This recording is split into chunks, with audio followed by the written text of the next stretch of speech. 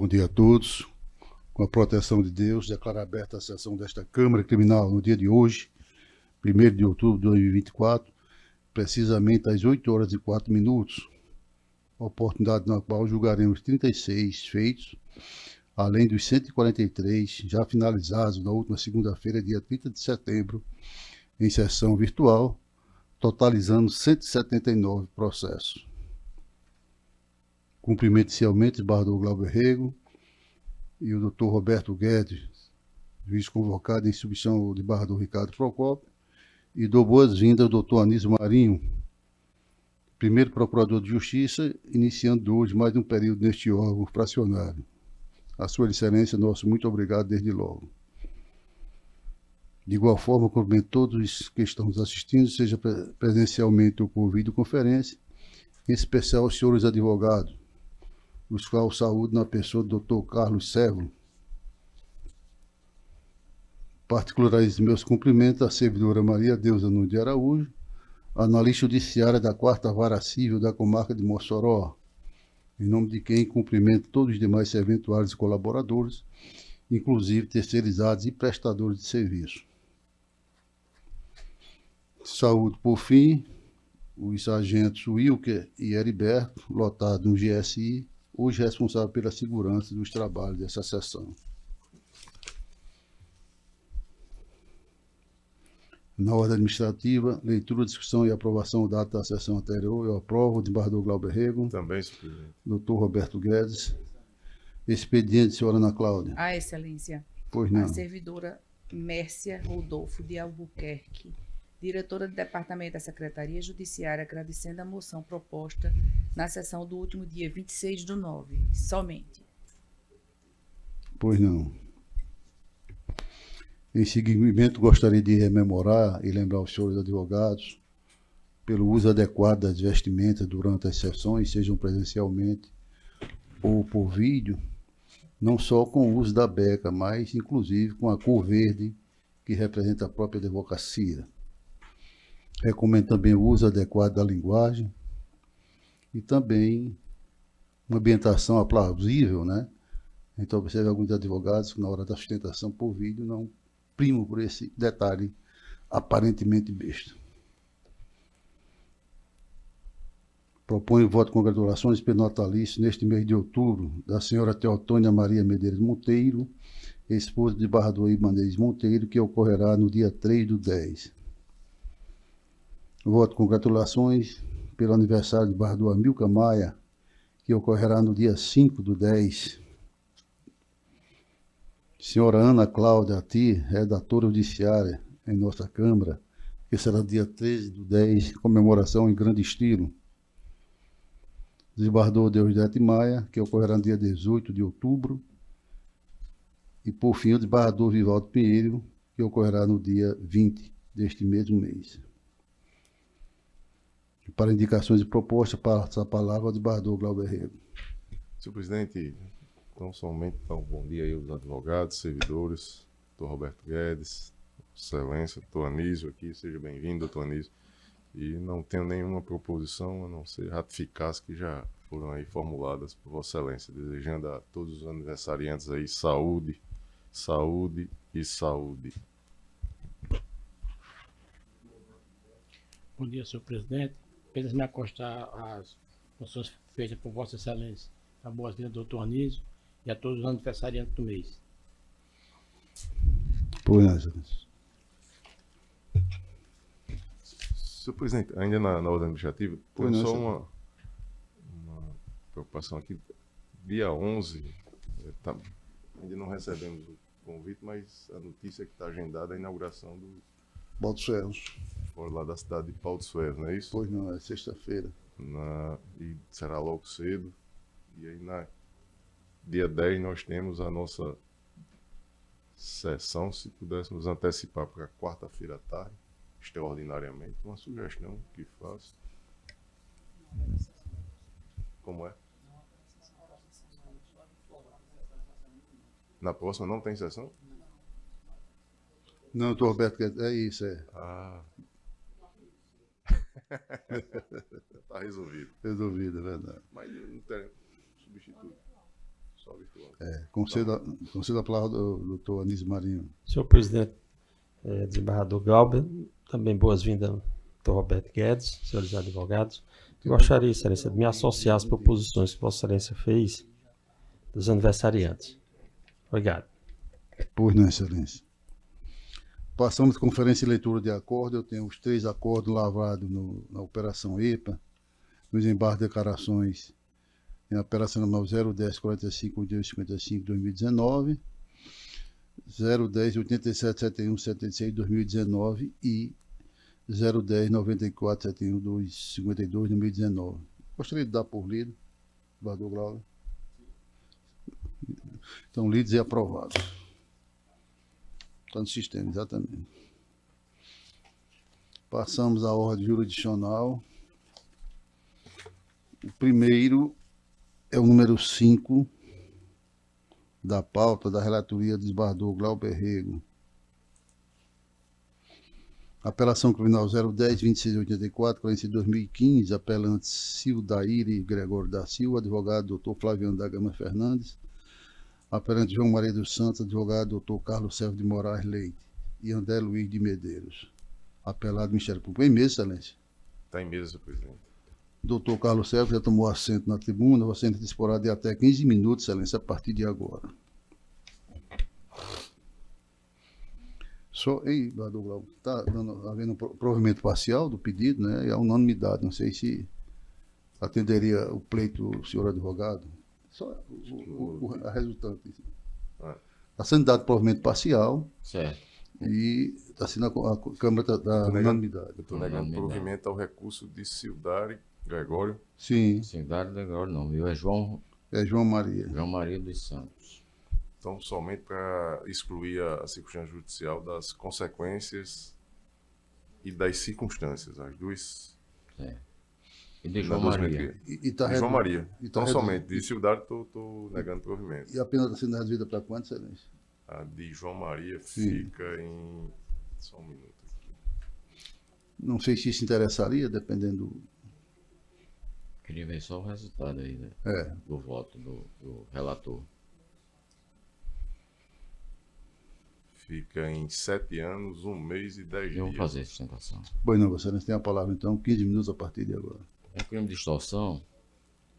Então, senhor presidente, senhores desembargadores, senhor procurador, meus colegas advogados, eu estou aqui substituindo um colega, que eu acho que depois de velho ficou meio doido, é candidato a vereador. Então, eu estou aqui substituindo justos. Trata de um crime de extorsão onde não existe prova nos autos.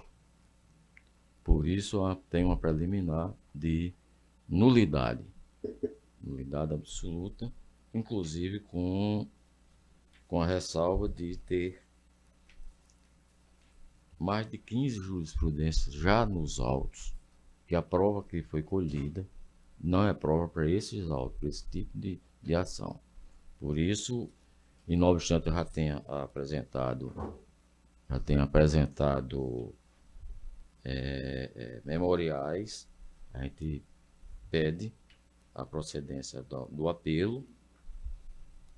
Não vou insistir em face de já ter juntado memoriais. A gente pede a procedência do apelo para excluir a pena. Muito obrigado, é só isso. Estou aqui substituindo. Pois, relator com a palavra. Senhor presidente, eu estou rejeitando a alegação de nulidade e digo em meu voto que existe provas robustas no sentido da participação dos acusados e que o reconhecimento ele não teve mácula alguma. Em especial, senhor presidente, porque as provas elas não são baseadas unicamente no reconhecimento fotográfico supostamente irregular, dito irregular pela defesa, em sede policial. Há outros, e aí eu peço permissão para não lê-los, mas está aí no voto, bastante extenso. E eu termino, senhor presidente, por negar provimento ao recurso de Cildade Gregório da Silva e dar provimento parcial ao recurso de João Maria dos Santos, tão somente para excluir as circunstâncias das consequências e circunstâncias do crime, mantendo os demais termos da sentença hostilizada. No caso de João Maria, a pena final restou em 7 anos, 1 mês e 10 dias de reclusão, além de 22 dias multa, senhor presidente, mantidos os demais termos da sentença. Pois não, o doutor Roberto já lançou o voto, acompanhando, mantém, excelência? Pois não. Fechado. Mantidos os demais termos. Ficou em 7 anos. 1 mês e 10 dias. Mesmo se você está mantendo fechado. Mantendo os demais termos da sentença. Ok. Doutor Roberto? Também acompanho. Já lancei o voto nesse sentido. Obrigado, senhores. E proclamo que o recurso coincide e desprovido. E o outro parcialmente provido em sintonia com a terceira PJ. Carlos Sérgio, muito obrigado pela presença.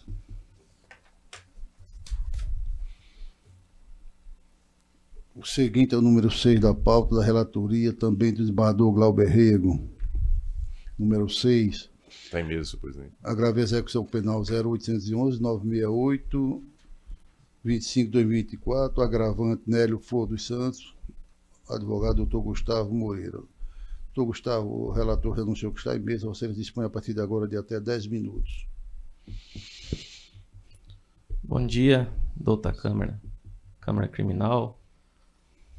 Meus cumprimentos ao doutor desembargador presidente, desembargador Saraiva Sobrinho, ao doutor vice-presidente do Egrégio Tribunal, componente da Câmara Criminal, desembargador relator Dr. Glauber Rego. Meus cumprimentos ao doutor juiz convocado Roberto Guedes, ao doutor procurador de justiça, doutor Anísio Marim Neto, aos colegas advogados presentes, aos policiais militares e a todos os serventuários dessa augusta casa. Vejamos, é bem em apertada síntese aqui as razões do agravante, em que, em face de uma decisão proferida pelo juízo hora atacada, da 2ª Vara Regional de Execução Penal, indeferir um pedido de detração de pena correspondente ao tempo que o agravante esteve em prisão preventiva, ou seja, não fora computado no campo da detração no atestado de pena. E aqui é o divisor de águas dessas razões. Por quê? Porque ele havia duas condenações. Na verdade, nem condenação ainda ele tinha, porque ele estava preso provisoriamente pelo crime do artigo 33, e na época, essa prisão preventiva, ele ficou segregado 1 ano, 6 meses e 20 dias. E só posteriormente ele foi também condenado pelo artigo 304, caput do Código Penal. O que acontece? No atestado de pena, conforme prova pré-constituída nas razões do agravante, tem um campo específico que se chama total detração. E esse campo que situa como título resumo da situação executória, qual consta no sistema do CEU, ele se encontra zerado. Do contrário, consta como pena cumprida até a data atual, 1 ano, 6 meses e 3 dias. Porque ainda assim o agravante irresignado interpôs o agravo em execução. No atestado de pena, se existe um campo próprio para constar quando há uma detração, é porque tem uma diferença.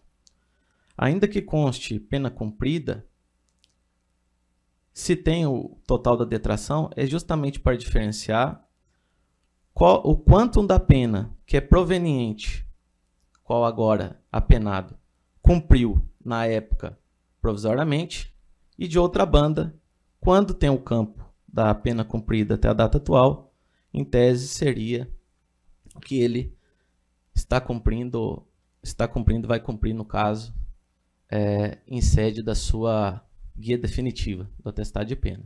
Então, se tem um campo, o campo é para diferenciar. O juiz de primeiro grau, na época, ao proferir a sentença, também entende a defesa, pelo entendimento já simulado pelo Superior Tribunal de Justiça, que é competência do juízo da execução considerar o tempo, considerar o tempo de prisão provisória. Contudo, não fora considerado para fins formais no atestado de pena. Então, o pleito aqui é bem simples, é bem cirúrgico, no sentido de conhecer e prover das razões do agravo para o conhecimento e provimento, no caso, da detração de 1 ano e 6 meses e 20 dias no campo qual o próprio atestado de pena já delimita para considerar quando há detração a fixar, de acordo com a súmula pelo Superior Tribunal de Justiça, a competência do juízo da execução, qual não foi constado. Subsidiariamente, caso Vossa Excelência entenda que já conste, subsidiariamente, então, pede que seja atualizado o atestado de pena e que no seu campo adequado conste a título que ele já cumpriu 1 ano, 6 meses, 20 dias, proveniente da provisão provisória. Porque da forma que se encontra, é como se ele já tivesse cumprido sem ser o tempo da prisão provisória. E isso há uma diferença bem grande aqui quanto delimita no próprio sistema. É uma questão mais de sistema, uma questão mais formal aqui dos campos, do tópico, do que propriamente uma tese jurídica a ser debatida aqui. Contudo, a detração sim é uma tese jurídica muito conhecida, sabido, artigo 42 do Código Penal, e essas são as razões do presente agravo à execução. Muito obrigado. Eminente relator com a palavra. Senhor presidente, o caso me parece simples, mas um pouco confuso. Não há divergência com relação ao tempo de pena cumprido. Não é isso, doutor Gustavo? Ele teve o seu cômputo de pena provisória registrado aqui na sua guia de execução penal. Ele tem um total de pena, que é um somatório de 2 condenações, que resulta em 8 anos e 10 meses de reclusão. Ele tem pena cumprida, e aí é computado já esse tempo de prisão provisória de 1 ano, 6 meses e 3 dias. Isso à época da elaboração da guia. Pena remanescente, 7 anos, 3 meses e 27 dias. O que é que há de prejuízo aqui para a defesa?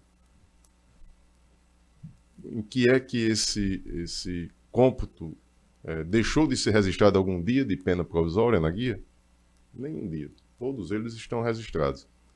A definição do regime, que é o que importa, que resultou no fechado ainda, também não há nenhum questionamento a respeito, que é o que me imagino a defesa ao fim busca, que é essa modificação, mas também não vejo, embora abaixo dos 8 anos, nenhuma mácula aqui a ser resolvida, a ser modificado aqui neste agravo em execução penal, senhor presidente. E também a data base, que é a data da última prisão. Então, todos esses aspectos, eles estão, na minha visão, registrados com correção. A detração, como eu tenho defendido aqui na Câmara Criminal, o momento adequado é no juízo de conhecimento. É o artigo 387, parágrafo 2º do CPP. No entanto, infelizmente, não se tem ainda essa prática, deixando para o juiz da execução.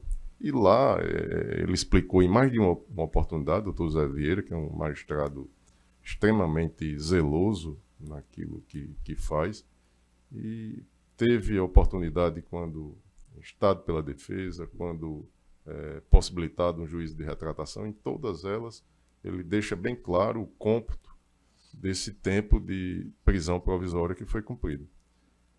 Então, inclusive, deixando claro aí que a detração também ela foi realizada. Não vejo razão para que tenha outro resultado, senão negar provimento ao recurso, presidente. É isso que estou fazendo. Pois é, doutor Roberto Guedes. Eu também acompanho pelas razões aí expostas e proclamo que o recurso foi conhecido e desprovido à unanimidade em sintonia com a 5ª PJ. Muito obrigado, excelência. Obrigado, Só excelência. essa questão, só mais uma questão, aproveitando a oportunidade, senhor presidente. A defesa poderia ter trazido alguma fundamentação para que o regime fosse modificado. Por exemplo, inexistência de circunstância judicial, alguma coisa, por conta dessa pena ter resultado abaixo de 8 anos. Mas também não teve essa matéria enfrentada. Então, Sim, excelência, não teve a matéria enfrentada porque já tentei em sede de apelação também na época, é que ele é reincidente e tem as circunstâncias negativas, por isso que não trouxe a matéria, porque ele não tem circunstâncias favoráveis para que fosse modificado perfeito. para o semiaberto. Agradecemos a Vossa Excelência, doutor. E chama a votação número 3 da pauta da relatoria do desembargador Roberto Guedes. Apelação de 080 39 11 67 2022, apelante o Biratã Batista de Araújo, advogado doutor Vitor Manuel. Em mesa, excelência. Em mesa, excelência. Doutor Vitor já está presente. Vossa Excelência dispõe de até 15 minutos a partir de agora. Obrigado, Excelência. Inicio cumprimentando Vossa Excelência enquanto Presidente desta Igreja Câmara Criminal, órgão fraccionário deste Tribunal. Os meus cumprimentos também para o desembargador Glauber Rego, para o Sr. Juiz Convocado, Doutor Roberto Guedes, me permita o voto de Vossa Excelência no sentido de dar provimento. Isso. Exatamente. E- Estou perguntando se o advogado insiste aí, né? É provimento total? Sim. Total. Não, então se é provimento total, eu agradeço a atenção dos senhores. E ia só cumprimentar o Dr. Anísio, que não cheguei a cumprimentar, o Dr. Anísio, é uma satisfação. Falta o desembargador Glauber, né? Já votou. Então, agradecemos a Vossa Excelência.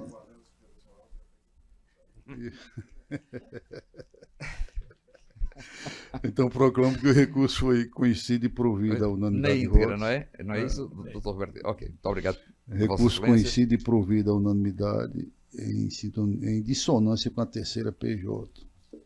Excelência, se me permite só mais um minuto, já que eu não Pois sustentei. não. Eu queria aproveitar a ocasião para justificar a insistência no uso do torsal preto, não querendo desrespeitar a opinião e de Vossa Excelência e não conhecendo norma que defina as cores para o uso e do torsal.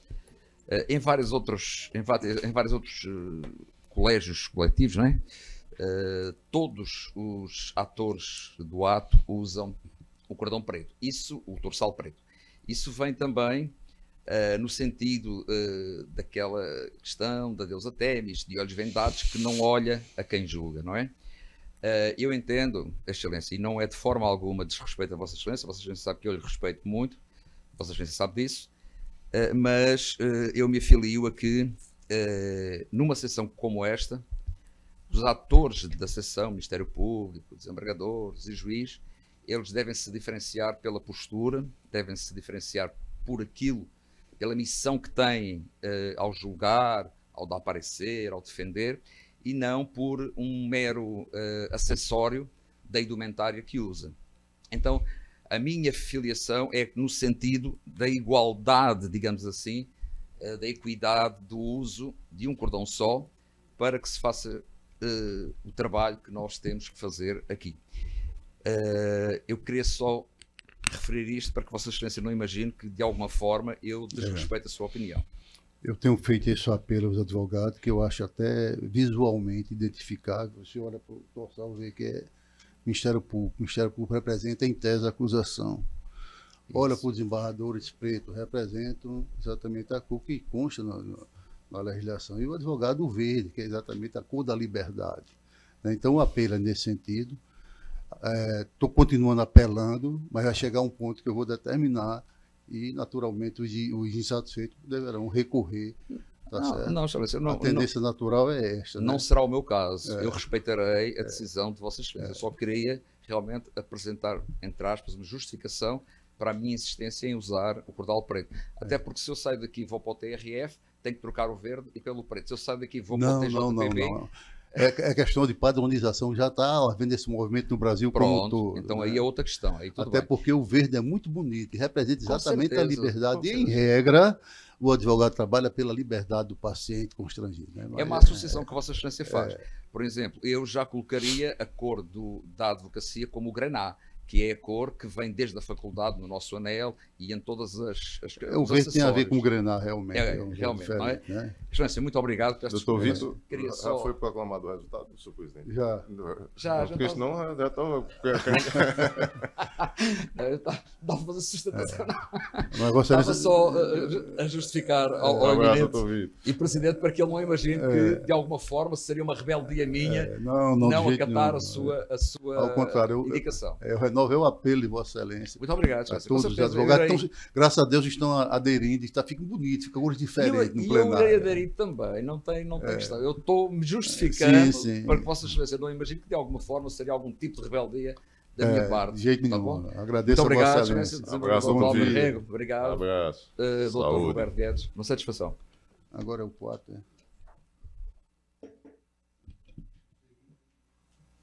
9 da relatoria do desembargador Glauber Rego, 9 da pauta. Sustentação remota, né? Apelação criminal 080699132-2023, apelante Lucas Nogueira da Cunha. Está em mesa, senhor. Está em mesa, né? E o apelante aqui que haverá a sustentação Marcos Antônio Santiago Bezerra, representado pelos advogados Gilvan Lira Pereira e doutor Iago Barbalho Medeiros. O eminente relator já anunciou que está em mesa. Doutor Iago Barbalho está nos assistindo? Estou sim, Excelência. Muito bom dia. Bom dia. O eminente relator já anunciou que o processo está em mesa e Vossa Excelência dispõe de até 15 minutos para a sustentação, Excelência. Obrigado, Excelência. Saúdo o presidente desembargador desta colênia da Câmara Criminal. Saúdo o eminente desembargador relator desta apelação criminal, Vossa Excelência Glauber Rego. Saúdo o representante do Ministério Público aqui presente. Saúdo os serventuários, como também todos os colegas advogados aqui presentes. E um agradecimento ao meu colega, Dr. João Batista, que forma comigo a banca defensiva nesse caso. Bem, trata-se de apelação criminal que busca a reforma da sentença proferida pela 4ª Vara Criminal da Comarca de Mossoró, onde condenou a uma pena de 12 anos e 6 meses 2 réus os quais eu represento, que é Ixon Rivaine Cabral Rodrigues e Marco Antônio Santiago Bezerra da Silva, certo? Pela prática do crime de roubo.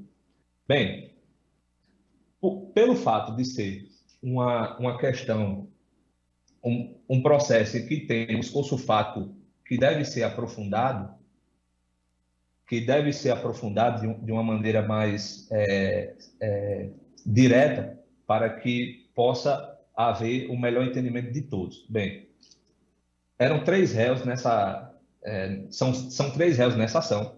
Houve um roubo praticado contra um agente de saúde em frente a um hospital.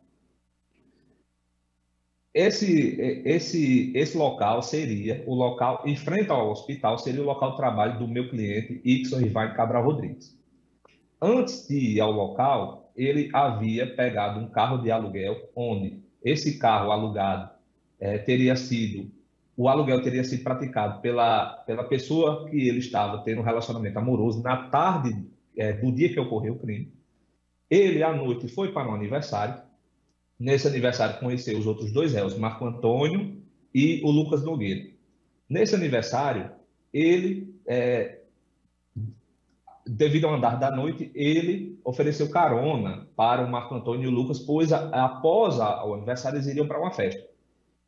Saindo da festa, Ickson foi até o seu local de trabalho para poder pegar a sua carteira onde carrega documentos e dinheiro. Ele, assim deixando Lucas Nogueira e Marco Antônio no carro. Após ele entrar no seu local de trabalho, os outros dois decidiram praticar um assalto contra esse agente de saúde, certo? Bem, vamos lá. No local, o agente de saúde, no meio do fato, onde foi participantes Lucas Nogueira, de fato, e ele é confesso, e o Marco Antônio. O Lucas Nogueira, ele confessou tudo em juízo, inclusive confessou a utilização de apenas uma arma de fogo, certo? E o Ickson não foi visualizado pela vítima. Por quê? Em sede de audiência de instrução, o Ickson falou que após sair do seu local de trabalho, ele visualizou tudo que estava vendo, que os outros dois haviam saído do carro para cada assalto, e instintivamente ele foi embora do local.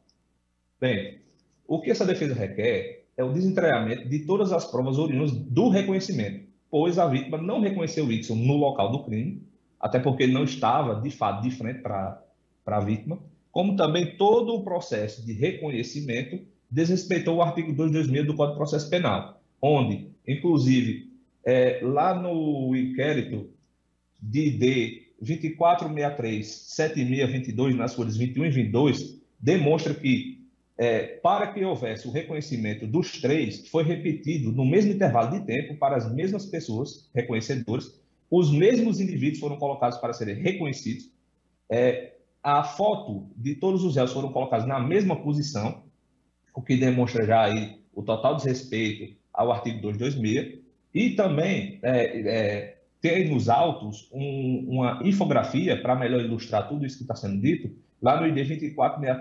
2463-7665. Está em documento anexo à apelação de Ickson Rivain Cabral Rodrigues. Bem, dito isto, a defesa pugna neste sentido do reconhecimento, que deve ser desentranhado do processo todas as provas oriundas desse reconhecimento. Como também a defesa vem provar que não existia união de desígnios entre Ickson e os demais réus. Por quê? Os celulares de todos foram apreendidos no fato. Não foi feito nenhum tipo de extração de dados nem nada. Não teve nenhuma prova nesse processo, a não ser a palavra da vítima, de que havia uma premeditação, demonstrando uma união de desígnios, tá certo?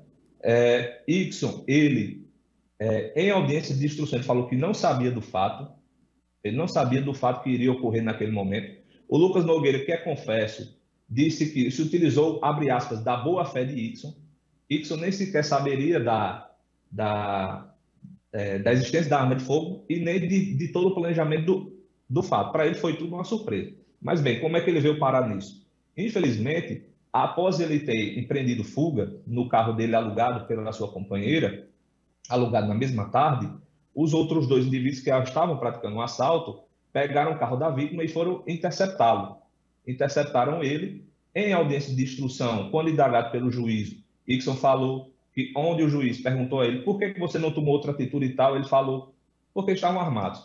Simples assim. Ou seja, já demonstra uma completa ausência de união de desígnios. A testemunha Alisson Bezerra, que seria o dono da locadora de veículos, prestou depoimento em sede de audiência de instrução, dizendo que o carro foi alugado na tarde do dia que ocorreu o fato, ou seja, não como uma suposta testemunha que não foi arrolada nos autos pelo Ministério Público, um suposto vendedor de sabão, como também uma paciente da vítima, que ele mesmo fala em audiência que ele tinha acabado de atendê-la, ou seja, ele sabia quem era. Essas duas testemunhas não foram arroladas. A testemunha do vendedor de sabão disse que o carro que Ickson estaria rondando o local já fazia 15 dias, mas o Alisson Bezerra, que alugou o carro, ele fala que foi alugado o carro no dia do ocorrido. A senhora Iandra, testemunha companheira de Ickson, relata que eles alugaram o carro para ir para uma festa, como o Ickson fala em audiência de instrução e julgamento, ou seja, não existia nenhum tipo de união de desígnio. Inclusive, existe aqui uma perda de uma chance probatória, pois teve celulares apreendidos, a acusação se baseia basicamente na palavra da vítima, não foi enrolada nenhuma testemunha pela acusação, Inclusive, a defesa rolou testemunhas que trouxeram muito mais esforço fático, muito mais um arcabouço para a defesa, porém não foi valorado a favor do réu Ixon Rivane Cabral Rodrigues. Nesse quesito, é o que se pede a defesa para a absolvição de Ixon. Agora, tratando-se tanto de Ixon como de Marco Antônio Santiago Bezerra da Silva, há de se falar das circunstâncias do crime. As circunstâncias do crime foram aplicadas na primeira fase da dosimetria, em que foi aplicado 9 meses para cada circunstância. Na primeira circunstância do crime, foi aplicado 9 meses pela utilização da arma de fogo e também pelo argumento de que o fato teria ultrapassado o tipo penal do roubo, do artigo 157. Porém, o fundamento para este argumento não merece prosperar, tendo em vista que não foi juntado aos autos exame de corpo de delito para demonstrar se houve alguma lesão por parte da vítima, não foi juntado aos autos devido à palavra da vítima que ele teria sofrido algum tipo de violência psicológica lá no momento e teria as suas sequelas. Ou seja, basicamente foi utilizada a palavra da vítima sem nenhum tipo de prova, a não ser a própria palavra dela. Sobre outras circunstâncias, onde foi praticado o crime, que foi em frente ao hospital por cerca das 23 horas à noite, às 11 horas da noite. Não merece prosperar essa circunstância, onde foi aplicada mais 9 meses, devido ao fato de, neste horário, em frente ao hospital, por mais que tenha sido em frente ao hospital, não havia intenso fluxo de pessoas. Do contrário, um assalto praticado em horário comercial no centro da cidade, não haveria necessidade de aplicar a mesma situação, já que uma condição não se aplica à outra. Ou seja, mais uma vez, na primeira fase da dosimetria, não merece prosperar nem o quesito do local do crime, nem a aplicação dos outros 9 meses em relação à arma de fogo e a extrapolação do tipo penal. Em outro quesito, lá na terceira fase da dosimetria da pena, foi aplicado concomitantemente o concurso de agentes e a utilização da arma de fogo. O concurso de agentes a defesa concorda que merece estar lá, porém, na utilização da arma de fogo, não pode haver esse tipo de aplicação, tendo em vista que a fundamentação para que fosse aplicada a arma de fogo, ela foi fundamentada basicamente em um laudo de apreensão que foi apreendida uma arma de fogo, a vítima relata que foram 2 armas de fogo, ou seja, a arma de fogo foi utilizada apenas por Lucas Nogueira. No caso de Ixon e de Marco Antônio, não foi utilizada. Como também, provavelmente, eles nem sabiam da existência dessa arma de fogo.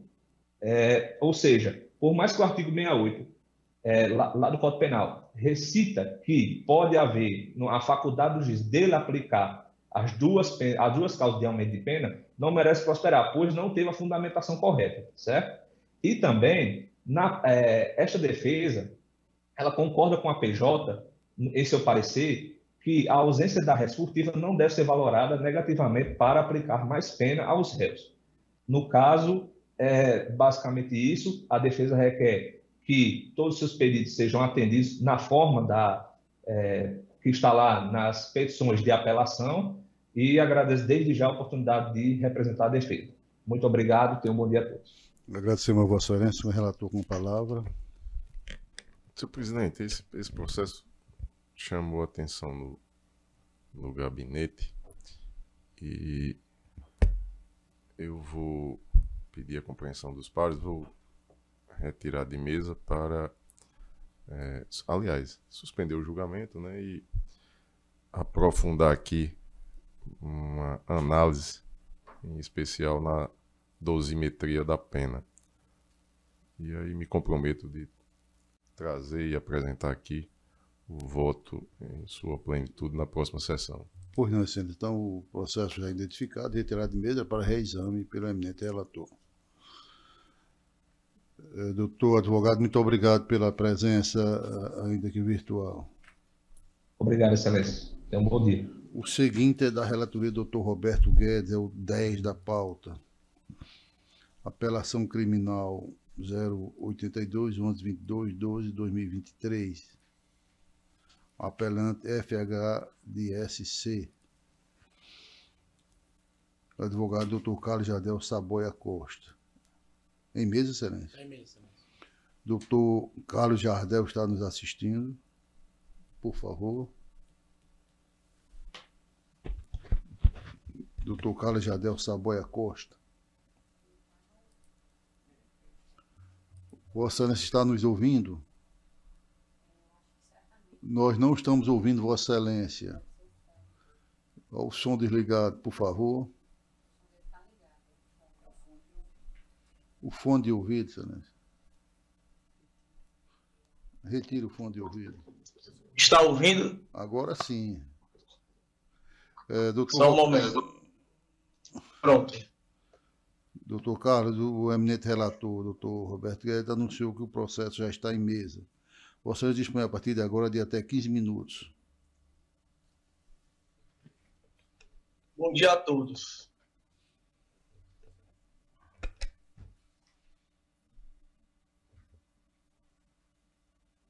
Eméritos julgadores, saúdo a pessoa do presidente desta sessão, saúdo o desembargador relator do presente recurso de apelação.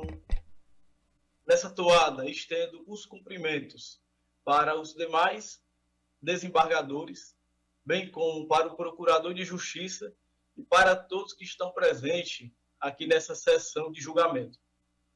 Trata-se de um recurso de apelação interposto para impugnar uma sentença proferida pela terceira vara criminal da comarca de Mossoró, que condenou o apelante nos crimes de roubo majorado e corrupção de menores, na forma do artigo 70 do Código Penal. Em primeiro plano, o que é que a defesa do apelante alega? Existe a questão da nulidade do reconhecimento de pessoas feito em delegacia. O artigo 226, inciso 2º, do Código de Processo Penal é cristalino ao determinar que no reconhecimento de pessoas, seja ele pessoal ou fotográfico, o suspeito ele tem que ser colocado ao lado de pessoas com características semelhantes. Por exemplo, se o suspeito de cometer um crime for uma pessoa de pele morena, de baixa estatura e que possua bigode, ele tem que ser colocado ao lado de pessoas com essas mesmas características. Isso é o que determina o Código de Processo Penal, no que tange ao reconhecimento de pessoas. Acontece, excelências, e no caso em apreço, o apelante ele foi colocado ao lado de outras pessoas com características totalmente distintas. Cabe ressaltar que o apelante ele tem a pele morena, ele tem baixa estatura e não possui barba. Acontece que do lado dele tinha pessoas altas, tinha pessoas com barba, ou seja, pessoas com características totalmente distintas, de modo que o apelante ele se sobressaiu com relação aos demais suspeitos no curso do reconhecimento pessoal. E o Código de Processo Penal, no artigo 226, ele estabelece que haja a formação de um alinhamento justo, de modo que um suspeito ele não se sobressaia com relação aos demais. Por que isso existe? O objetivo desse alinhamento justo é diminuir o número de falsos reconhecimentos, de modo que uma pessoa não responda a um processo penal e, consequentemente, privada de sua liberdade por conta de um reconhecimento mal feito em delegacia. Então, é nesse sentido, a defesa pede que esse reconhecimento feito em delegacia seja desentranhado do processo, uma vez que há um grave vício processual, um vício formal, e por conta disso, o apelante seja absolvido. O segundo ponto que a defesa traz à baila é o reconhecimento da continuidade delitiva entre os crimes de roubo majorado. O artigo 71, ele estabelece os requisitos para que seja reconhecido o crime continuado. Quais são esses requisitos? Os crimes têm que ser da mesma espécie, tem que haver a mesma circunstância de tempo, de lugar, bem como modo de execução. No caso em apreço, que está sendo apreciado por Vossas Excelências, o crime ocorreu em uma única residência no dia 12 de agosto de 2023, por volta de 1h, na rua Emílio Castelar, 179B, próximo à Escola Ceama, no bairro Paredões, na cidade de Mossoró. Observa-se, Excelência, que o crime ocorreu em uma única residência, no mesmo horário, bem como o modo de execução foi o mesmo, que foi o concurso de pessoas junto com o emprego da arma de fogo. Então, como o caso em apreço, ele preenche os requisitos do crime continuado, a defesa do apelante pugna para que haja o reconhecimento da continuidade delitiva entre os crimes imputados. E com relação à dosimetria da pena, a defesa pede que haja uma severa reforma na sanção penal ora aplicada. Na primeira fase da dosimetria da pena, as circunstâncias do crime ela foi valorada negativamente, de modo que houve um aumento na pena base em 2 anos de reclusão e 5 dias multas. Acontece que o magistrado de primeira instância, para poder fundamentar tal desiderato, ele alegou na sentença que o fato da vítima e as testemunhas terem sido submetidas a uma tortura psicológica demasiada durante o intento criminoso é um fato que justifica que a circunstância do crime seja valorada negativamente. Acontece, Excelências, que o crime de roubo ele é caracterizado por ser um crime que contém violência e grave ameaça.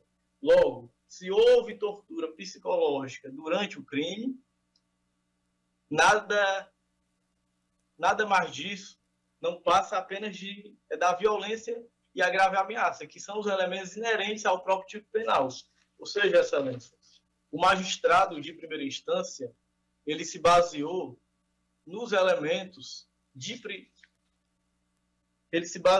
nos elementos inerentes ao próprio tipo penal para poder exasperar a pena base acima do mínimo legal. Cabe ressaltar que para que haja o aumento da pena base, principalmente no que tange à circunstância do crime, o magistrado tem que se basear em elementos concretos que sejam alheios aos elementos inerentes ao tipo penal, o que não ocorreu no caso em apreço. Então, é nesse sentido, a pena base tem que sofrer uma reforma. Com relação à segunda fase da dosimetria da pena, o magistrado reconheceu a incidência da atenuante da menoridade relativa em 6 meses de reclusão e 1 dia multa. Acontece que a jurisprudência ela orienta que, no que tange a aplicação das atenuantes, o magistrado tem que utilizar a fração de 1/6. Caso ele utilize uma outra fração que não seja 1/6, ele tem que trazer uma fundamentação concreta justificando tal desiderato. Acontece que, no caso concreto, o magistrado não utilizou a fração de 1/6 e sequer trouxe alguma fundamentação justificando tal ato. E com relação à terceira fase da dosimetria da pena, o juiz Wacó, ele identificou a existência de 2 causas majorantes, que é o concurso de pessoas e o emprego de arma de fogo. Em regra, como é que funciona quando há o concurso de causas de aumento ou de diminuição? O parágrafo único do artigo 68 do Código Penal determina que, havendo o concurso de aumento ou de diminuição de pena, o juiz ele deve se limitar somente a uma causa de aumento ou a uma causa de diminuição, prevalecendo, todavia, a causa que mais aumente ou diminua. Ou seja, o Código Penal estabelece que o juiz ele só pode utilizar só uma causa de aumento, caso haja mais de uma. Caso o magistrado queira aplicar cumulativamente essas 2 causas de aumento de pena, ele tem que trazer uma fundamentação concreta, explicando o porquê de tal decisão. Acontece que no processo sequer existe uma fundamentação concreta. o magistrado aqui de primeira instância, ele aplicou cumulativamente as duas majorantes sem sequer fundamentar o porquê disso. Então, nesse sentido, o que é que a defesa pugna? A defesa pugna pelo conhecimento e provimento do presente recurso de apelação, de modo que, preliminarmente, haja o reconhecimento da nulidade do procedimento de reconhecimento feito em delegacia e, no mérito, a defesa pugna para que haja o reconhecimento da continuidade delitiva, como também haja uma reforma na dosimetria da pena. A defesa agradece pela atenção e bom dia a todos. Agradecemos a Vossa Excelência e devolvo a palavra ao eminente relator. Senhor presidente, primeiro quero parabenizar a sustentação oral feita pelo advogado e vou ser breve no voto, mas eu quero fazer algumas ponderações. Ele primeiro pede a absolvição pela invalidade do reconhecimento fotográfico. Eu serei breve, mas acerca do reconhecimento fotográfico, é saber que as disposições contidas no artigo 2 de 2000 do Código de Processo Penal devem ser interpretadas sob o aspecto de efetiva demonstração do prejuízo, ou seja, o reconhecimento de pessoa presencialmente ou por fotos. É apto para identificar o réu e fixar a autoria do crime, desde que corroborada com outras provas, inclusive quando o reconhecimento for ratificado em juízo, consoante entendimento doutrinário e jurisprudencial.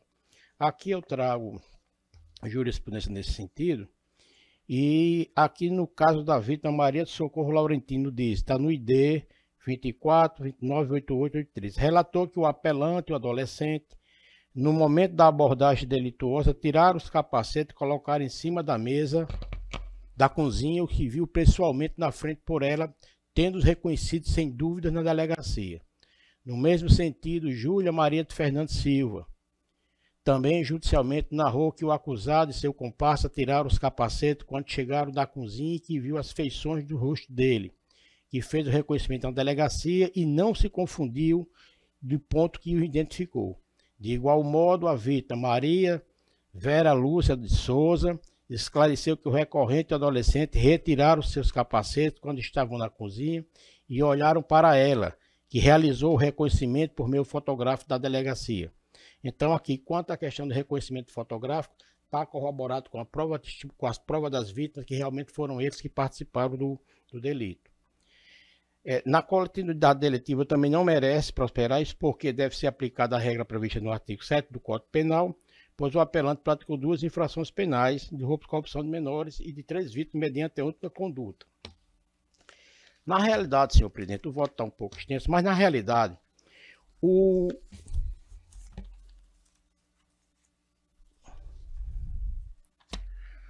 réu Fabrício, ele foi condenado a pena de 15 anos, 9 meses e 10 dias de reclusão, inicialmente compreendido no regime fechado e o pagamento de 34 dias multas. E merece prosperar indagações feitas em tese pelo advogado, porque o magistrado a qual havia fixado a pena base para o crime de roubo majorado em 6 anos de reclusão, com reconhecimento da atenuante da menoridade relativa reprimida. Passou de 6 meses para 6 meses. Apesar do magistrado reconhecer a preponderância da atenuante da menoridade relativa, é evidente equívoco, a pena foi majorada e não reduzida. Então, e tem outros detalhes também com relação aqui do atenuante. Então, eu, na parte final, feito toda a parte da dosimetria da pena, e todas as circunstâncias do crime do artigo 59, eu encaminhei o voto no sentido, perfazendo a pena concreta e definitiva de 9 anos, 2 meses, 23 dias de reclusão e 25 dias de multas, e inicialmente começando no regime fechado, mantido os demais termos da decisão. Então, a pena que inicialmente tinha sido feita em torno de 15 anos de reclusão, foi diminuído para 9 anos. Então, é isso aí, senhor presidente. Enquanto o revisor já acompanha Vossa Excelência e mantém o voto, Desembargador do Glauco também. Também, sentido, senhor presidente, acompanho o relator. Pois não, então o recurso coincide e provavelmente parcialmente provido em consonância parcial com a primeira PJ. Doutor Carlos Jardel, muito obrigado pela presença de Vossa Excelência, ainda aqui à distância. Obrigado. Bom dia. Bom dia, Excelência. O seguinte é o número 7 da pauta, é da minha relatoria. É um processo, apelação criminal 082-8015-42-2023, apelante LA da SF, advogado Jansuê Ribeiro da Costa. É um processo de segredo de justiça. O Jansuê está nos assistindo? Sim, Excelência. Bom dia. Bom dia, Excelência. Como se trata de um processo de segredo de justiça, eu gostaria que Vossa Excelência, se quiser fazer a ostentação mais à vontade, nós deixaremos para o final, mas se quiser aproveitar esse momento, evitar se citar o nome das partes e alguns elementos que venham comprometer o próprio andamento do julgamento, ok? Vossa Excelência concorda? Sim, Excelência. Pois não, então a partir de agora Vossa Excelência dispõe de até 15 minutos. Excelentíssimo senhor presidente e eminente relator, neste caso, eminente desembargador vogal, excelentíssimos senhores servidores, nobre membro do Ministério Público, colegas advogados aqui presentes na sessão, os meus sinceros cumprimentos.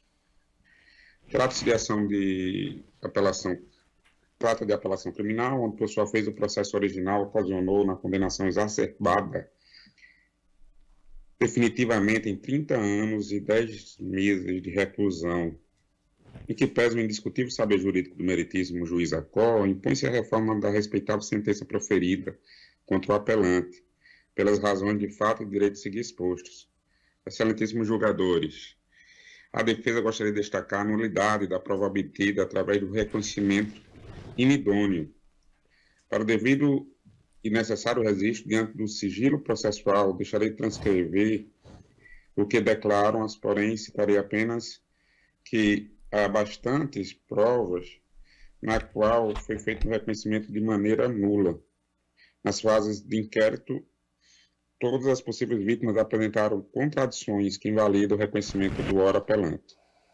Consoante bem observa Vossas Excelências que houve contrariedade do artigo 226 do Código de Processo Penal, pois que não houve reconhecimento presencial, a sentença impugnada sequer observou a nulidade e afrontou o que emerge dos autos. O reconhecimento de pessoa presencialmente ou por fotografia, realizada na fase do inquérito policial, apenas é apto para identificar o réu e fixar a autoria delitiva quando observadas as formalidades previstas no artigo 226 do Código de Processo Penal, e quando corroborado por outras provas colhidas na fase judicial sobre o crivo do contraditório e da ampla defesa. Desse modo, considerando a insuficiência probatória, deve ser reformada a sentença para absolver o apelante quanto aos crimes imputados, reconhecendo a insuficiência probatória. Excelências, além dessa questão da prova ilícita, há também de se falar na desclassificação do crime de estupro para o crime de importunação sexual. Ainda que não reconheça a insuficiência de prova para absolvição, é necessário destacar que as condutas atribuídas ao apelante, em muitos dos casos, configuram mais uma importunação sexual, tipificada no artigo 215 do Código Penal, do que do crime de estupro. As ações descritas não envolvem conjunção carnal ou ato libidinoso de extrema gravidade, mas sim toques inapropriados que, embora repreensíveis, não configura crime de estupro. Inclusive, Excelência, no período que o apelante foi acusado, ele respondeu a 2 processos separados, porque foram no total 8 supostas vítimas, e dessas 8 supostas vítimas, 3 eram menores.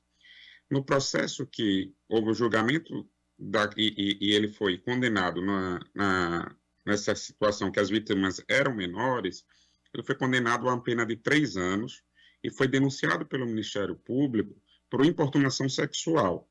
E a conduta é exatamente a mesma. Nesse processo que estamos aqui, que é a apelação, eram 5 vítimas maiores, e ele foi condenado a 30 anos e alguns meses, a uma total desproporcionalidade. Em um, ele ter sido condenado por importunação sexual e ter sido condenado a uma sentença de 3 anos e alguns meses, e nesse outro, sendo os mesmos fatos, a mesma conduta, ter sido condenado a 30 anos, totalmente desproporcional, a uma pena totalmente desproporcional, Excelência. Então, diante disso, a defesa, não querendo se prolongar, vem requerer que a Corte da Câmara Criminal receba e aprecie as razões horas expostas para que seja conhecido e, ao final, provido o presente apelo, reformando a sentença prolatada pelo juiz Acó em favor do apelante. Reconhecer a nulidade de prova colhida e de todas as que delas derivam, consequentemente, o seu destranhamento dos autos.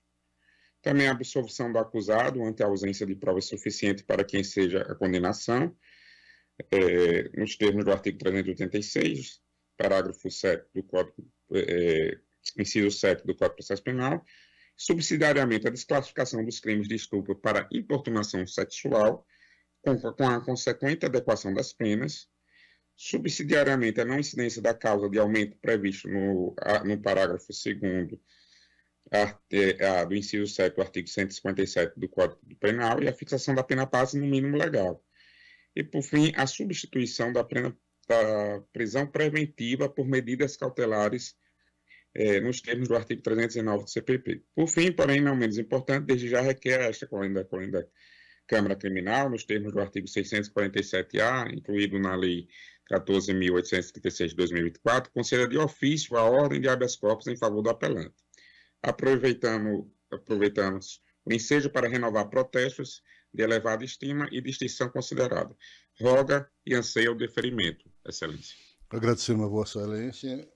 Enquanto relator, encaminho o voto pelo conhecimento e desprovimento. Resumi meu pensamento na emenda que agora vou ler. Digo o seguinte: penal e processual penal, a PECRIM, estupro em suas modalidades consumada e tentada. Artigo 213 caput, 4 vezes em concurso material, com o artigo 213 caput, combinado com o artigo 14.2, nono, todos do Código Penal. Pleito absolutivo por nulidade de reconhecimento pessoal. Materialidade de autoria demonstrada quanto satis. Acervo probatório robusto, independente, a corroborar os fatos imputados. Declarações precisas e consistentes das vítimas comprovarem a prática de ato criminoso mediante grave ameaça. Tese rejeitada. Alegativa de equipe da pena base, vetores culpabilidade e consequências negativadas de modo escorreito, incrementos preservados. Rogo pela incidência da atenuante do artigo 65.2d do Código Penal. Confissão já considerada pelo juiz Acó, descabimento. Desconstituição da custódia preventiva, subsistência dos requisitos da cautelar, ordem pública e aplicabilidade da lei penal. Deciso mantido, conhecimento e desprovimento. Os eminentes desembargadores já lançaram seu voto. O desembargador Glauber ratifica. Sim, senhor presidente. Doutor Roberto Guedes. Também, Excelência. Então, proclamo que o recurso foi conhecido e desprovido à unanimidade de voto em sintonia com a 5ª PJ. Doutor Jancher, muito obrigado pela participação de Vossa Excelência. Obrigado, Excelência. Um bom dia a todos. O seguinte é o número 2 da pauta. Da relatoria do desembargador Glauber Rego. Em mesa, senhor presidente. Pois não, Operação Criminal 0800 15675 2019, apelante J.D. Garcia, advogado Samuel Dantas de Abrantes. A sustentação vai ser remota, Não, presencial. Sim, doutor Samuel, já está aí. Bom dia, senhor presidente. Pois não, Pedi para Excelência. ficar por último para que pudesse fazer a sustentação sem a transmissão, se fosse possível. Ok. Então, vou suspender a retransmissão ao vivo, viu, Ana? Aguarde um minutinho, Excelência.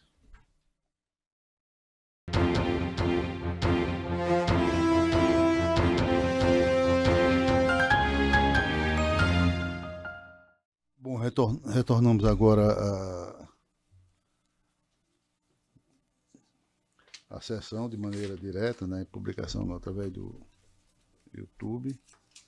E antes de dar seguimento, eu gostaria de parabenizar os estudantes de Direito, Hudson Salles, do 8º período. Hudson, seja bem-vindo. Fábio Emanuel, 10º período. E Micael Figueiredo, 11º período da universidade. Sejam sempre bem-vindos. O momento de aprender é agora, viu? E a presença por si só influi. Bom, não tendo mais processo em mesa, adiados o 1, o 4 e o seguinte que eu anunciei. Isso aqui, Daniel. O 36, como é que tá? Bom, então agora chamamos esse processo que precisa de parecer oral, temos só um. É o 15, o habeas corpus 081 3023, 11 de 2024. Paciente Elian Carneiro de Araújo, relator Esbardor Glauber Rega. Um pedido de parecer oral. Eminente procurador com a palavra. Excelência, eu já verifiquei e opino pelo acolhimento da preliminar. Esbardor Glauber com a palavra. Eu ratifico os votos registrados no sistema. Ordem não conhecida, não é isso? Doutor Roberto Guedes. Também acompanho e proclamo que a ordem foi não conhecida a unanimidade de votos. Os demais é julgamento em bloco, os processos já devidamente publicados em pauta. Eu mantenho todos os votos lançados, Esbardor Glauber. Também. Doutor Roberto Guedes. Então, proclamação nos termos do voto do relator. Dos relatores, no caso.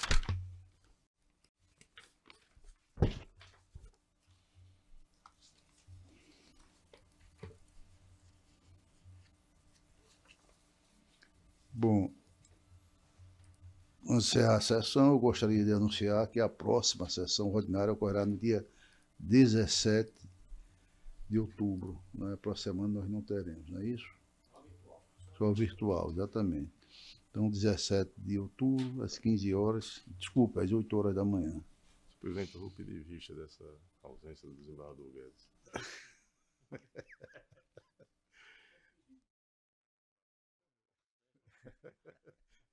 Então agradeço a todos e, acima de tudo, a Deus pela presença sempre marcante, guiando os nossos trabalhos. Muito obrigado a todos. Dou por encerrada a sessão.